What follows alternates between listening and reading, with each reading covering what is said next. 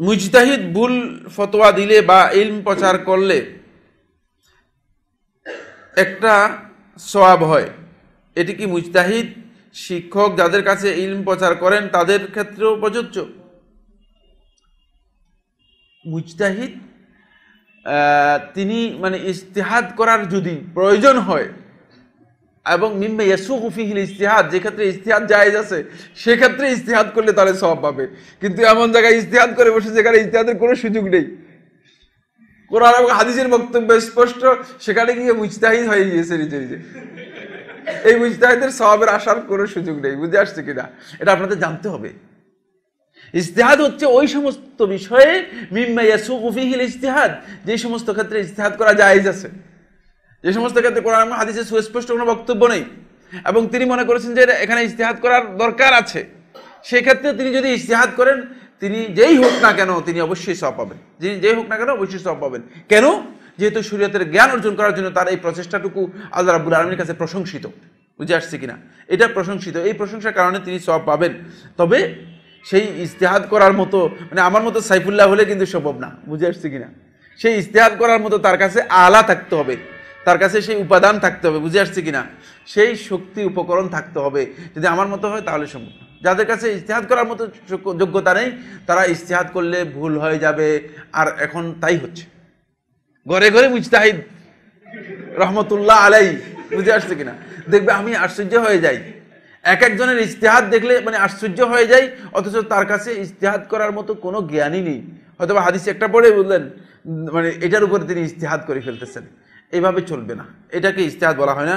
মূলত ইজতিহাদের বিষয়টি আরেকটু ব্রড, আরেকটু বিস্তারিত, আরেকটু বড়। সুতরাং ইজতিহাদের যোগ্যতা থাকলে তিনি ইজতিহাদ করবেন। যার কাছে ইজতিহাদের যোগ্যতা নেই তিনি ইজতিহাদ করে মানুষকে বিভ্রান্ত করার জন্য চেষ্টা করবেন না, মেহেরবানি করে। কারণ এটা খুব ভালো কাজ। আপনি এটা মনে করতেছেন হয়তো মানে আমি মুজতাহিদ হয়ে গেলাম মাশাআল্লাহ, মানে আসলে ব্যাপারটা এমন নয়, কারণ এটা দ্বীনের বিষয়। এই জন্য এটাকে শেখুল ইসলাম ইবনুল কাইয়্যিম রাহমাতুল্লাহ বলেছেন হুয়া তাওকিয়ু আনিল্লাহি আযজা ওয়া জাল, এটা হচ্ছে আল্লাহ রাব্বুল আলামিনের পক্ষ থেকে স্বাক্ষর করার মতো। বুঝে আসছে কিনা? আপনি আপনার অফিসের বস যে আছে, বসের পক্ষ থেকে স্বাক্ষর করতে যদি আপনাকে বলে যে স্বাক্ষর করেন, করবেন কিনা? ইন্না লিল্লাহ বলবে যে বস যদি দেখে আর যদি কোনো কারণে এই কাজটা যদি ভুল হয় তাহলে তো অবস্থা শেষ। আর এটা হচ্ছে ঠিক আল্লাহ রাব্বুল আলামিনের পক্ষ থেকে আপনি স্বাক্ষর করতে যাচ্ছেন, এটি সাধারণ বিষয় নয়। সুতরাং ইহদার, সতর্ক হতে হবে, এক্ষেত্রে সতর্কতা অবলম্বন করতে হবে। এটা আমরা যেভাবে সহজভাবে নিচ্ছি ব্যাপারটি এমন নয়, বরং আমরা তালিবে ইলম থেকে যাই। শেখ বিন বাজ রহমতুল্লাহ যদি নিজেকে বলছে আমি তালিবে ইলম, আলেম নয়। শেখ বিন বাজ রহমতুল্লাহ কি শুনেছি একাধিকবার যে আমি তালিবে ইলম, আমি আলেম নয়, বলতে যে আমি আলেম নয়।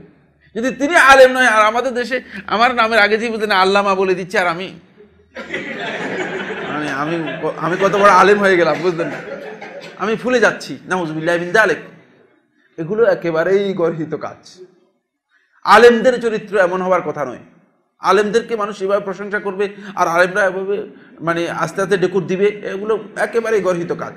এগুলোর কোনো বৈধতা ইসলামের মধ্যে নেই। আমি আপনাদেরকে অনুরোধ করবো যে এগুলো বড় সমস্যা। আলেমদেরকে দেখেছি, আলেমদের সামনে বসেছি, আলেমদেরকে দেখেছি, তাদেরকে দেখেছি যে তারা সত্যিকার আলেম যারা, তাদের তাওয়াদু দেখলেই বোঝা যায়, তাদের বিনয় দেখলেই বোঝা যায় যে তারা আসলে আলেম।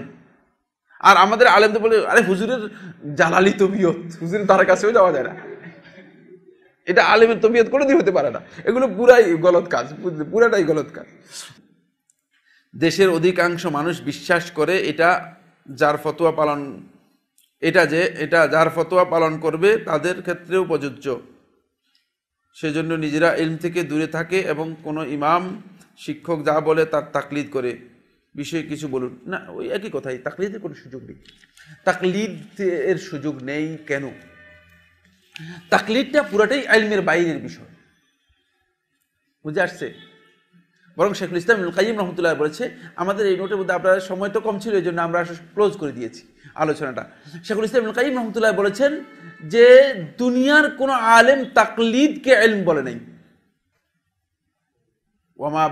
মানে ফামাযা বা'দাল হাক্কি ইল্লা দালাল, যেমন হকের বিপরীতে বিভ্রান্তি ছাড়া আর কিছুই নেই, ইলমের বিপরীতে জাহাল ছাড়া, মূর্খতা ছাড়া আর কিছুই নেই। সুতরাং তাকলিদটা একেবারেই নিছক মূর্খতা।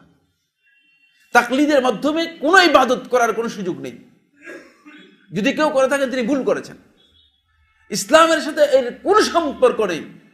শুধুমাত্র কোনো ব্যক্তি যদি কোনো কারণে দিন জানার জন্য তার অপারগতা থেকে যায়, তাহলে সে আলেমদের বক্তব্যের অনুসরণ করবে, তাকলিদ করবে না। সে তাকলিদ করবে না, কারণ তাকলিদের কোনো সুযোগ নেই। তাকলিদটা পুরোটাই আন্দাজের উপর, অনুমানের উপর ভিত্তি করে করা হয়েছে। এর সাথে ইলমের কোনো সম্পর্ক নেই। তাকলিদের সংজ্ঞার মধ্যে ইরশাদুল ফুহুলের মধ্যে আল্লামা শাওকানী রাহমাতুল্লাহ আলাইহি বলেছেন, হুয়া কাবুলু কাউলিল গায়রি বিলা হুজ্জাহ, অন্য ব্যক্তির কোনো ব্যক্তির কথা কোনো দলিল ছাড়া গ্রহণ করে নেয়া, এটার নাম হচ্ছে তাকলিদ। আর আপনি কোনো ব্যক্তির কথা দলিল ছাড়া গ্রহণ করবে, এটা হতে পারে কোনোদিন? এটা কোনোদিন হতে পারে না। কিসের আজান হচ্ছে? মাগরিবই হয়ে গেছে। আয় হায়, তো সময় শেষ। বর্তমানে দেখা যায় আমার মতো কিছু লোক আছে যারা 2-4টা হালাকায় গিয়ে ইউটিউব ইন্টারনেটে কিছু লেকচার ও 2-4টা হাদিস পড়ে নিজেদেরকে অনেক বড় মনে করে এবং অহংকার করে থাকে। মনে হয় আমি ছাড়া অন্যরা কিছুই জানে না। এটা ঠিক বলেছেন। ইউটিউবের আলেম, আবার ইন্টারনেটের মুজতাহিদ, কোনো ভ্যালু নেই। নাউজুবিল্লাহ মিন যালিক। ইন্টারনেটের মুজতাহিদ হয় এত বিশাল ক্ষতি করে দিচ্ছে যে নিজেরও ক্ষতিগ্রস্ত হচ্ছে, অন্যকেও ক্ষতিগ্রস্ত করতেছে। এগুলো করবেন না। ইলম অর্জন করার জন্য চেষ্টা করুন, তাহলে দেখবেন যে আপনার পরিবর্তন আসতেছে। আবু দারদা রাদিয়াল্লাহু তাআলা বর্ণিত একটি আসারের মধ্যে এসেছে, আবু দারদা রাদিয়াল্লাহু বলেন, আল ইলমু সালাসাতু আশবার, ইলম হচ্ছে 3 বিঘত। কয় বিঘতের কথা বললাম? 3 বিঘত। বিঘত তো বুঝেন, এখান থেকে এখান পর্যন্ত 1 বিঘত। তো ইলম হচ্ছে 3 বিঘত। এরপরে আবু দারদা রাদিয়াল্লাহু তাআলা বলেন, মান দাখালা ফি শিবরিল আউয়াল ইস্তানকারা ওয়াস্তাকবার, যে প্রথম বিঘতের মধ্যে প্রবেশ করলো সে প্রত্যেকটা জিনিসকে তুচ্ছ জ্ঞান করবে, অস্বীকার করবে, ওয়াস্তাকবার এবং অহংকার করবে।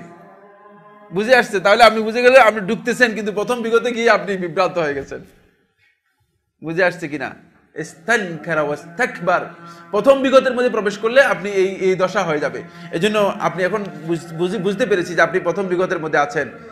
খেয়াল রাখবেন, এরপরে দ্বিতীয় বিগতে যেতে হবে, তারপরে তৃতীয় বিগতে যেতে হবে, আরো সামনে কাজ আছে। এজন্য ইলম অর্জন করলে আপনার এই অবস্থা হবে না, বরং জানলে আপনার কাছে স্পষ্ট হবে যে মানে এখানে আরো কিছু জানার বিষয় আছে।